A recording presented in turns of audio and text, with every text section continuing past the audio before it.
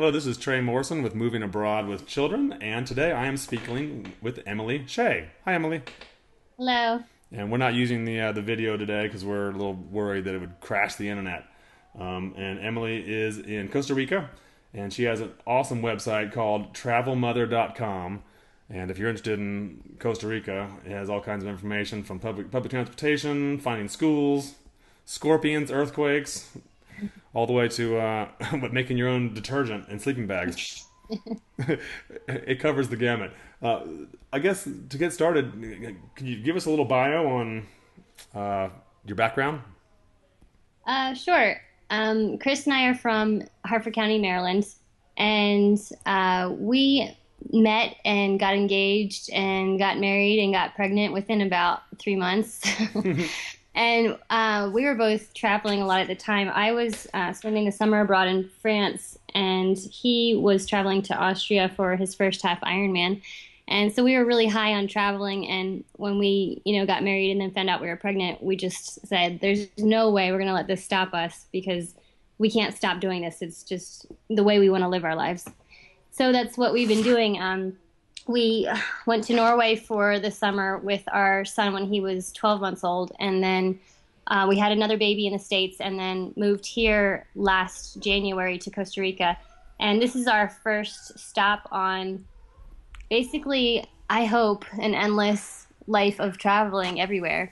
We both really like change, and we would just be really miserable if we bought a house and settled down and weren't ever going to leave. So that's what we're doing, and we love it. For most people, it seems that they have that plan. When I have kids, I'm not going to change. I'm going to do this, and they have kids, and they change anyway. And I guess it sounds like maybe you guys were just the traveling types. I mean, was there ever a point once you have kids, you're like, oh, it's maybe it's too much, or that didn't come in? Not really. I guess we're a little less responsible than other parents, maybe. But I mean, I just really wanted my kids especially to have the opportunity to see the world, even if they're not going to remember at this point because they're so young. They're going to have that in their brain, the knowledge of the language, maybe the music of the language. They're developing now, so just for that, it'll be easier in the future if they want to learn other languages. And I want them to be able to just live anywhere they want and know that it's possible. So, and I want to know that it's possible. Now, So, and what are the ages of your kids currently? Henrik just turned 3 in May, and Petra is 10 months. Wow, so little ones. I mean, on the other hand, that might be instead of irresponsible, that might be the more responsible way to be for preparing our kids for this future.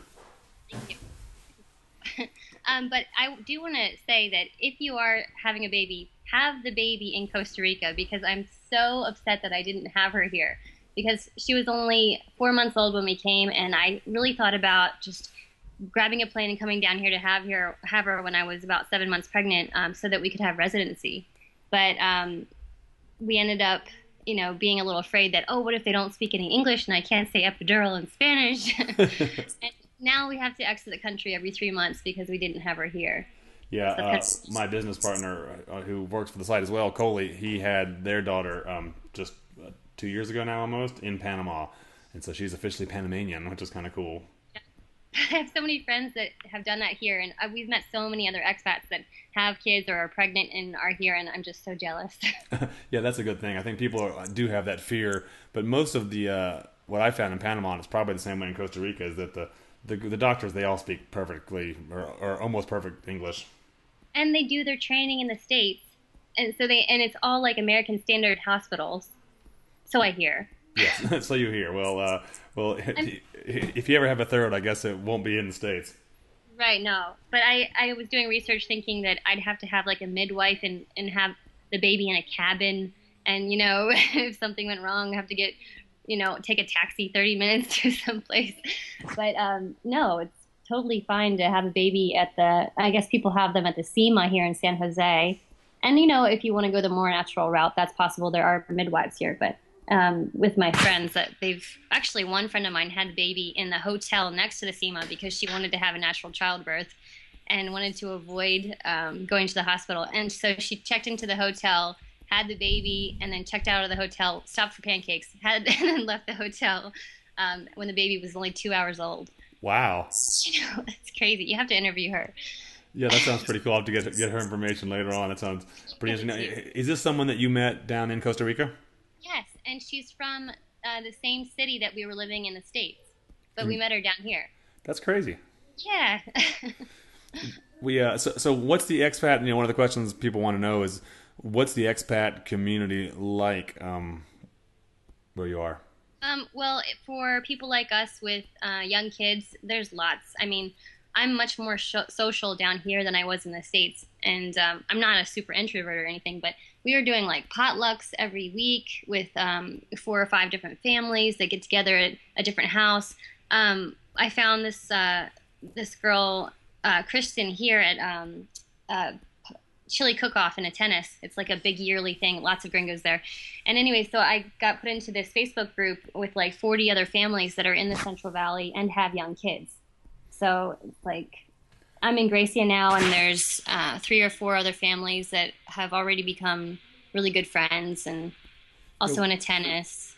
We found similar things in Panama with other people I've interviewed. I've had some of that similar concept that you're actually more social in these in these new environments, and it's sort of hard to put your finger on why. I mean, one of the reasons I've thought about was that you have a lot more free time. I mean, Yeah. it's less structured. You have to do this and this, and you have free time just to kind of hang out. It's one of the things, now that I'm back in the States, I'll admit it's one of the things that I miss the most. It's like the scheduling play dates, and there everything happened more naturally.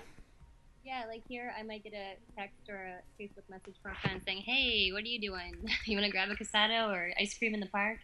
And I'm like, "Sure." Yeah, and It's you really can. easy. Hmm. So when you moved, what was were there any struggles in like trying to physically, I don't know, sell your stuff with the kids? What were the Um, hardest parts? Not really. I'm lucky that my parents were able to store a lot of stuff, and my husband's parents also stored some furniture. And we had already, in the transition to moving and living abroad, we had sold our house and then had been renting a condo kind of on a short-term basis. And then so we let go of the lease and we sold what we could, and what we couldn't, we stored at our parents. And then we had a place rented for 3 months here before we arrived, so that we could, feel around the country with a 100% knowing that we had a safe place to start. And then we went back after 3 months and sold everything else, and really quickly actually. And then came back, and so now we all our stuff basically is what we're carrying with us. So that's got to be very freeing. When we were in Panama, we still had a house back in the States that we rented it out. Oh, And, that's smart. and so it was good we needed to for the income, but it was just knowing you have a house, like something could happen to it. You're not fully untethered. Yeah, we have friends that are doing that. I like being untethered. Yeah, yeah, I could see it depends on your personality type. I think my wife liked the idea of just, I have this home. If push comes to shove, I can go back to the more of her nest. Yeah, You know. yeah. So I so now that you're in Costa Rica, I mean, what's your favorite thing about the change in culture? Oh man, people are so nice here. I just feel, I think what happened was my stress level and anxiety just diminished visibly, like in the first week here. Because, for example, going out with my kids in the States, if they're screaming or something, people give you that look, like, why can't you shut that kid up? And I hate that. And here, my son will be screaming and pulling my hair or something, and people will be laughing. They'll come over and tickle him, pick him up. I don't even know these people, and they're touching my kids, which was kind of scary at the first couple days. But, I realized, and definitely now, 6 months later, I just love that about people. I look around, if like the baby's screaming, I look around and say, who wants to hold her for me? Somebody will. Yeah, we had this. We were traveling in Ecuador when my kids are about the age of yours now, and it was weird. I remember going into a restaurant and like some lady just scooping my, how old Michael was, like 1 year old. He's a little blondie, and scooping him up and just taking him back into the kitchen. And Yeah, but it didn't. I didn't think anyone was stealing my kid. I'm like, they're just showing off the blondie, and it's very, very family friendly. yeah, it is like a lot of people are related actually, in the neighborhood that you're living. And it feels like we're just part of the family. I mean, people kiss me after they've only met me once, and know my kids' names. And Henrik will sit on someone's lap almost every bus ride down to town. And I I feel really safe here. I don't mind Henrik running outside. Like right now, he's playing with the my landlord's son out front with the puppies, and I'm not worried that someone might come by and take him. Yeah, it's interesting. I don't know that these other countries are actually safer or not safer. I think it's just maybe it's the media, or it's a feeling of just not being that worried. It probably depends on where exactly you are too, because probably 15 minutes down the hill, I wouldn't be as comfortable. Yeah, true. But everything's kind of barbed wired closer to town or big gates, and then we're up in the mountains, so it's more countries and everybody knows each other's name type of situation. So it's really where exactly you are. I mean, we haven't even been to San Jose, but I'm a little afraid to go because of all the warnings. Oh, people will just hold a gun to your head and take your stuff. Yeah, which is probably not true, but I've been to San Jose, and it's not all that. I wouldn't be too excited to go either. So Yeah. I'm sure obviously there's some challenges too. I did read your post about the scorpion in your baby's bedroom, and I've had that exact same experience, and it's kind of intense. Yeah. And Henrik was playing with a scorpion outside the other day that was a bit bigger. Yeah. Oh, Luckily, none of them have been stung, but and people say that they only cause some swelling, which when I got here, I thought it would kill my baby, if it stung her. But apparently, these ones that we've come in contact with can't do that much damage. And also the snakes. We hear that there's 20 some venomous snakes in Costa Rica, but luckily we haven't seen any. We've only seen one dead one once, but we haven't had the horrifying experiences that I was afraid we'd have moving to a exotic country. yeah, I knew a guy. We had the same scorpion fears, and I knew a guy that was shaving or something, washing his face in the morning, and a scorpion was in his towel, and he went to dry his face, and he got stung right on the face with the scorpion, and he described it. It was like a really bad wasp sting. It was much worse than, but just that. I mean, it wasn't like he, got numb or Yeah. anything. It was just a bad sting. Yeah, well, I mean, I'm just so relieved that I wouldn't have to rush them to the hospital if they got stung. Yeah, the snakes, on the other hand, we did see some serious poisonous snakes when we were in Panama, but I don't know of anybody who has ever gotten bit or anything. But one time, and it's hard to know if this is a poisonous snake or not because you can't tell the exact one. But my daughter was in her hammock, and she was like, "Look, Dad!" I was pointing, and her fingers was like 6 inches away from this snake, which I believe was a fertile ants. So Oh no. yeah, that kind of frightened me. Yeah, I just was reading last night that the producer of Man vs. Wild got bit by a fer de lance in Costa Rica recently. Oh, But really? yeah, well, he wasn't okay, but he's all right now. Yeah, that's I mean, obviously, we did want to find out where the closest anti-venoms were, and I think as an adult it's not as big a deal, but when you have kids you got to be a little extra. Yeah, people are in my Facebook group right now. We're just asking, where do I go for anti-venom? Do they have it in the small villages? And yes, they do. They have it at the clinics. They have it at the Red Cross. They have it at the hospital. It's very widely available here. Yeah, So that's good to know. yeah, it's once you get there, most everything's available. If there's dangers in the town, then they're usually prepared for them. Hmm. Yeah. So so one of the big questions everyone has is I'd love to move abroad, but how could I possibly afford it? And so we're sort of collecting stories on how people fund their lifestyle, and there's a million different answers. I'm curious if you could give us a little information about how you guys manage it. Well, about the time when we got married and pregnant and decided we don't want to live here forever, my husband started up a company with his friend who is a PHP developer, I think. Right, honey?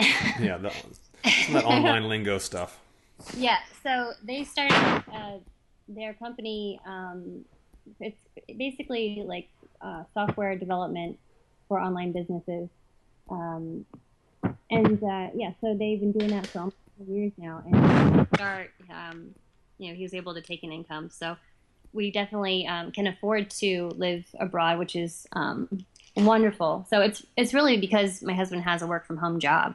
Otherwise, we wouldn't be able to do it. Yeah, I think a lot of people in their prep, there's obviously simplifying your house, selling, but is to try and move towards, a job like that. People trying to find a way to make a living online or do consulting, and a lot of the people we meet are able to consult. And it's really amazing how people that have regular jobs, who don't think they'd be allowed to do it, they can convince their bosses and say, hey, I could do, drop my pay in half, but I'll still do 80% of the work and work from abroad, and then because the cost of living is so much less in these places anyway. Right. And once you get here, it's even cheaper because people who have houses, nice houses that they've just built, can't find people to rent them because they don't know English and they can't use the internet. So once you get here, you can find people who have houses for, $300 a month or less. You just have to ask around and learn some Spanish. Yeah, that's a good point for people. Don't lock into something long term. Anything you find online on the internet is going to be more expensive than what you can really find.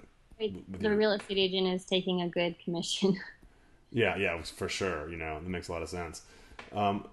Another question, or lots of places, when you get there, you notice lots of business opportunities. I mean, I know people that have moved and become property managers or landscapists. And have you guys noticed any particular business opportunities that you would suggest to others? Yeah, well, if you were to get a place long term here, you could definitely do something like dog sitting. Can you pause for just a second? I want to make sure my son is in the neighborhood. Yeah, of course. No problem. Okay, just 1 second, sorry. Yeah.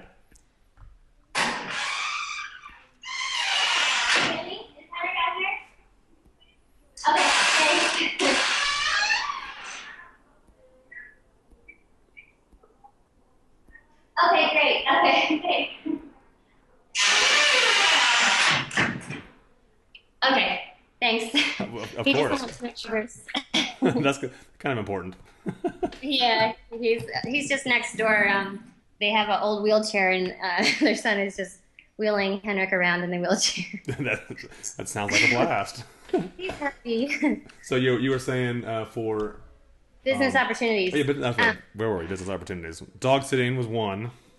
Yeah, and also buying houses and renting them out. Some people want to sell a house for, $50,000, and it's really nice because they don't have access to other gringos. So a lot of people do that, start real estate businesses. Also, this is more on a lower back to history scale, but some of the moms around are talking about renting out a booth at the feria in the market because it's a huge feria, and we could sell like cookies and homemade crafts and stuff, and it only costs $5 a day to rent a table at the feria. Wow. And feria means market. Yeah, yeah. It's most places once you go, there is lots of business opportunities, and what I've told folks is choose almost anything that you know how to do, and if you do it well and communicate well with people and show up and do your job, then you'll be ahead of most folks. Or making furniture, because furniture is really expensive here. So, really? If that's a skill, that could be a good source of income. Yeah, in Panama, furniture is pretty inexpensive. We get these little local guys just to, custom furniture. I want a table this big and this kind of chairs, and the whole thing's like $250. I'm like, really? Wow. Awesome. Yeah, it's so expensive here. I mean, we found some pretty good deals from Nicaraguans that were selling kind of the woven basket furniture, and we had them make some basket chairs for us. But in general, it's hard to get furniture. Anything really shipped from outside the country is really expensive. And then, they have this famous Guanacaste furniture from, Sarchi is also a big furniture place, but it's just like ridiculous. And it's hard to find used furniture because I guess people share or they just sell it for a lot. Huh. That's unusual. So that's definitely an opportunity. What's food life like down there? Well, there's lots of, produce in our yard we have fruit falling around. But okay, so we usually go to the Mercado in the center of town. There is a huge market on the weekends. But I think the prices are even better in the Mercado in the center of town. And I get a whole bunch of fruit for really cheap. I guess I might spend $20 max a week on a lot of fruit and vegetables. That's really cheap. Yeah. And the grocery stores are expensive though. So I just go to the grocery store for, milk and flour and things like that, butter that I can't find at the market. And I pretty much bake from scratch and cook from scratch most of the time, and that saves a lot of money and it's fun. It's amazing how much I'm learning living here. Like I've never been a good cook, or I couldn't even say that I knew how to cook, when I came here, and now I'm making, pasta from scratch and sauce and pizza and yogurt and all kinds of and bread from scratch every week, and I'm really loving that side of it. We're eating so much healthier. That's cool. Yeah, I was about to ask that. I was about to say, so did you, grow up cooking? Is this just a skill you have? But so this is developed. Yeah, just really fast too. I feel like I'm expanding, like I'm growing so much here. Now, do you think is it primarily just to save money, or is because there's not other restaurants around, or just it's sort of just the lifestyle there? I guess it's the lifestyle.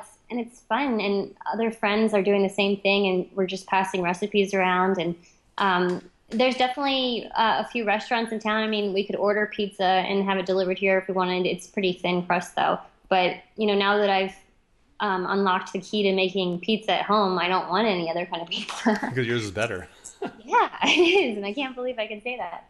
But yeah, and there's cafes and stuff, and I definitely like to go down and get a casado or pico de gallo, or gallo pinto, sorry. So there's like breakfast is gallo pinto is like a nice medley of rice and vegetables and eggs on the side, and casados are kind of the typical lunch, and they're basically the same rice mix with your choice of meat and a little salad and maybe some fried plantains and butter. And I love it. And it's only like $5. You're starting to make my mouth water. I'm getting hungry. I really like it. I'll go grab a bus. I love being able to take just one of the kids down, especially the baby, because she loves to eat. And we'll just sit there and people will coo at her and hold her hand, and I'll just be spooning, rice into her mouth and talking to people, practicing my Spanish. And it's a really nice atmosphere in the Mercado, and it's fun. So, I guess your kids are young right now for school, but have you thought about your plans? I mean, it doesn't sound like you're planning on staying in Costa Rica super long term. Yeah, that's something that we definitely need to figure out. We had Henrik going to a Montessori school for a few weeks because I saw a sign for a Montessori school, and he happened to also say that week that he wanted to go to school because he saw some kids, and I said they were going to school. And but after 2 weeks, he said he didn't want to go anymore. But he's So that was that. he has that freedom at this point. But yeah, I'm learning because I was thinking I could just homeschool him wherever we go.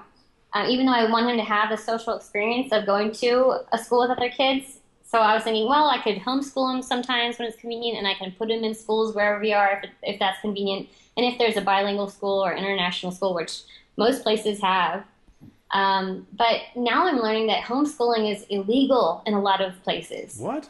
Like, Yes. I mean, in the United States, well, I mean, that just surprises me. Like, where that would United be illegal. States, we're cool with that, but like here in Costa Rica, apparently it's illegal. But they don't care unless you enroll your kid and then take them out.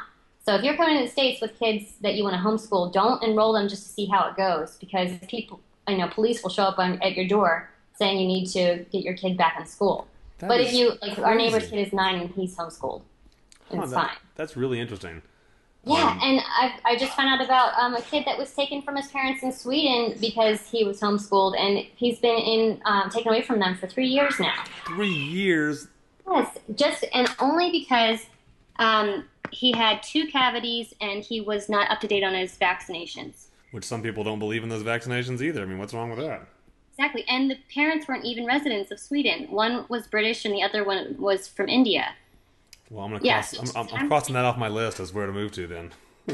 No, but it's in Germany and Holland. They're all, Croatia, I think, too. Most of these countries, it is illegal to homeschool, which I just think is crazy.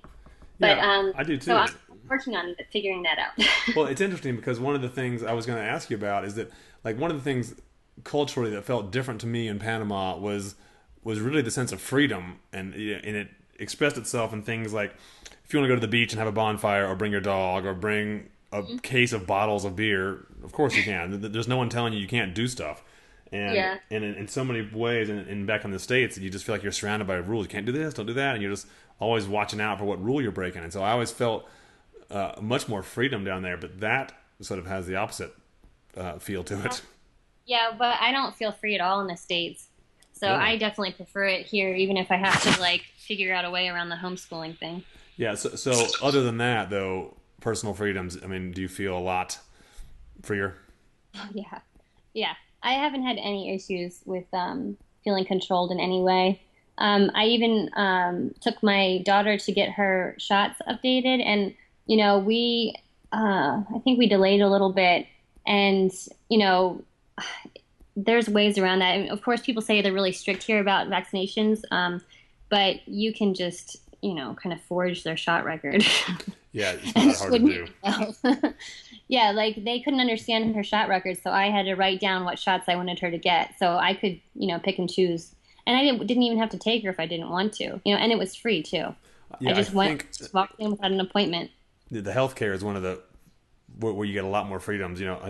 I get monthly blood draws because I'm on blood thinners for a heart valve, and in the United States you have to get a doctor's order, and then they won't give you the results, and they send it to the lab, and then it's just this whole process. And anywhere I was in Panama, I could walk into any lab and pay them between $10 and $15.